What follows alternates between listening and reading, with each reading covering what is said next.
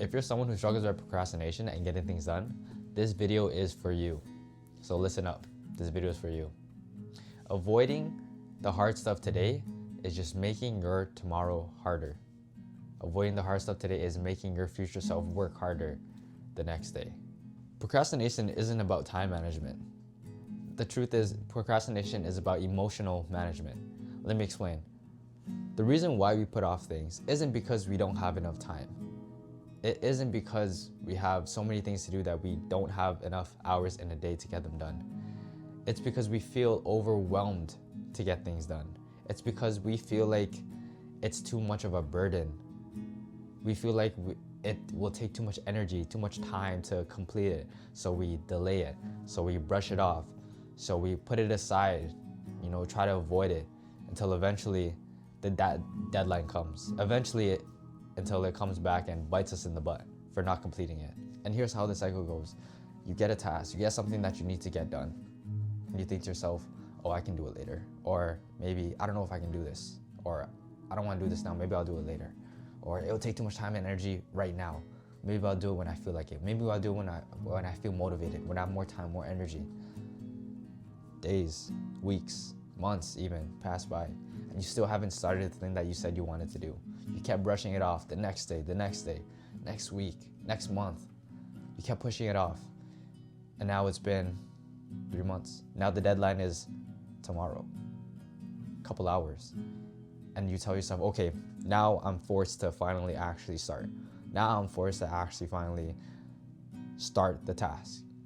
But when you actually start it now, you feel overwhelmed. You feel stressed. You feel like you don't know if you can do it. You don't know if you can finish it on time. And all that stress that's built up over you avoiding, all that time built up, all that stress compounded and piled up during that time is now taking effect on you. You might have completed it, but you don't know if you've done the best that you can do. You've completed it, but it was rushed. Does that sound familiar to you? And this applies to all aspects of life. Your fitness, your health, school, work, personal, your relationships with other people. This applies to everything in all aspects, in all fields of your day-to-day life. Understand that delayed action compounds over time.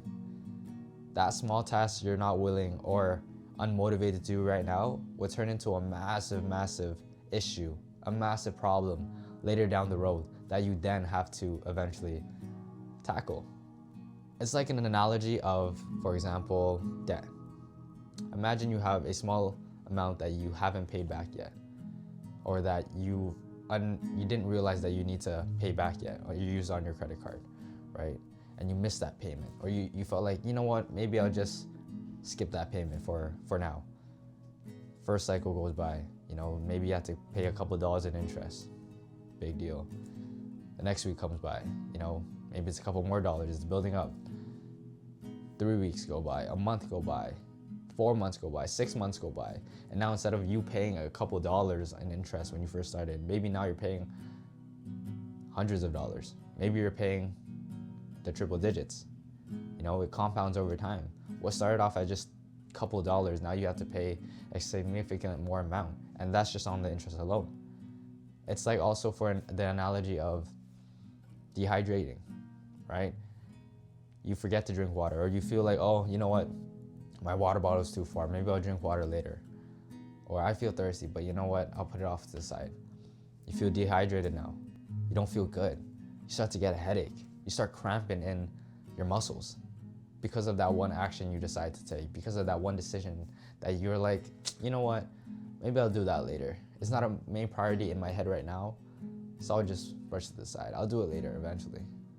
The biggest harm in procrastination is not the physical aspect. It's not the consequences that you may face when you don't complete the task, when you don't get things done on time. But it's the mental aspect, the mental stress and the effects that it has on you over a prolonged period of time. It's in the back of your mind every single day, It's that stress, that constant reminder that, oh, I need to get things done. And the longer you delay it, the more stress that it builds up. It compounds in your mind, and you're constantly thinking about it 24/7 every single day. Oh my God, I need to get this done. It's been so long, I still haven't done what I needed to do.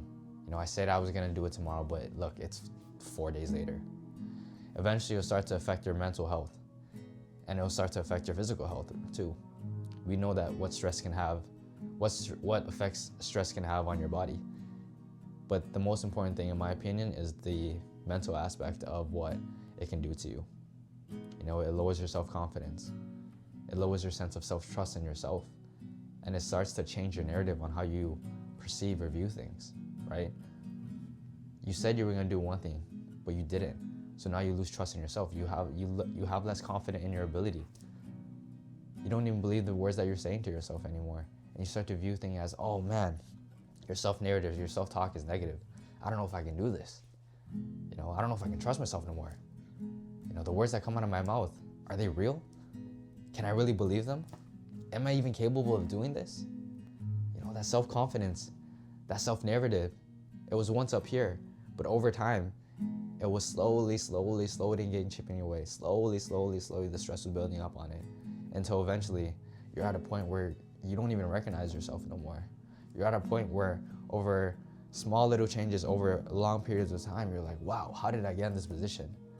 And that's what procrastination does to you. That's what the stress at the back of your mind does to you if you don't resolve the issues immediately and you let them compound over a long period of time. So what can we do about this? Number one, let's try to do the hardest thing first. Let's try to wake up, and in our to-do list that we have to do every single day, every single morning, let's do the hardest thing first, because that is what will move the needle. Not the low task stuff, not the task that takes no effort, no energy, no thinking power to do. Let's leave that for the end of the day. Let's leave that for when we're actually tired, when we actually don't have enough energy to do them, to complete them. Because so many times, at least I'm guilty of, I will always want to do the easiest things first because it feels nice to check things off, right? It feels nice, that dopamine hit of, oh my God, I'm getting things done. But when you get to the last two, when you get to the last thing on the list, and it's the hardest thing, and it's the end of the day, it's 11 p.m. And you're like, damn, I really don't want to do this no more. I just want to go to sleep. Maybe I'll do it tomorrow. I don't have the energy. You know what? It's too late. If I get enough sleep and I wake up early, I'll do it tomorrow because I'll have the energy for tomorrow. Right now, I feel so drained. I just want to go to sleep. And you start making excuses for yourself. I do that all the time.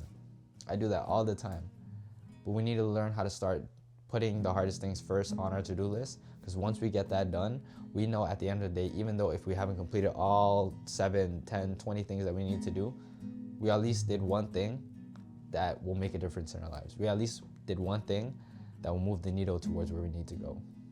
Number 2, let's implement the 5-minute rule. So if you guys don't know what the 5-minute rule is, it's essentially, if you don't feel motivated to do one thing, if you don't feel motivated to complete a task or do anything, try and at least do it for 5 minutes.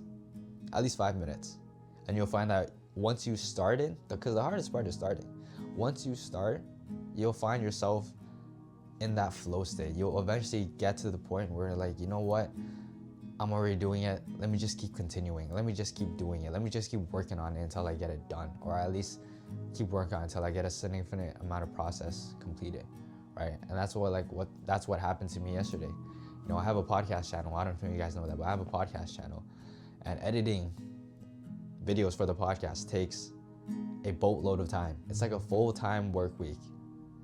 40 hours a week. It's a lot of editing. It's a lot of staring at my screen. And I told myself I was gonna edit. I was gonna start doing my drafting, 2 days ago. And yesterday night, at 12:30 p.m. Oh, sorry, it'd be a.m. by then. 12:30 a.m. I'm tired. I just want to go to sleep. But I put on my agenda, I needed to get this started because I want to complete the first draft by tomorrow. So in 2 days, by tomorrow. And then I was like, you know what? Let me just start for at least 5 minutes. Get something done, get the ball rolling. Set the foundation for tomorrow. And once you start, you'll realize that, you know what? Once you're in that flow state, once you're in the groove, once you start, because the hardest part about anything, is starting. Once I got started, I was like, you know what? Maybe I'll keep going. Maybe I'll keep doing more than I thought, And then 5 minutes passed, 10 minutes passed, 15 minutes, and I eventually did it for 20 minutes.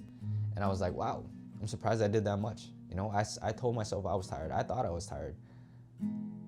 But I used that 5-minute rule and it kept me going. It kept me disciplined enough to complete what I needed to do. Check off that hardest thing on the list, right? And that's how I implemented the 5-minute rule. And if you don't feel motivated, if you absolutely hated those 5 minutes of doing it, that's okay too. You know, at least after that 5 minutes, you stop. You know that you got something done. You know that you work towards chipping away at that progress. That's totally fine too. And that's a win at the end of the day because you started it. You were working on it, even though you didn't feel like it. And that's one more thing you can check off on the list. And number 3, the last thing is just thinking about your future self. You know, every day when we make our decisions, are we making tomorrow easier or harder for ourselves? Is procrastinating gonna make our tomorrow easier or harder? Will our future us thank us today, the past, for making those decisions? And that's one thing I always think about too, is like, in the future, will I regret my decisions? In the future, when I look back, am I gonna be proud of decisions, the tasks, the things that I've done today that will help make my tomorrow easier? I want you to remember this one line I'm about to say.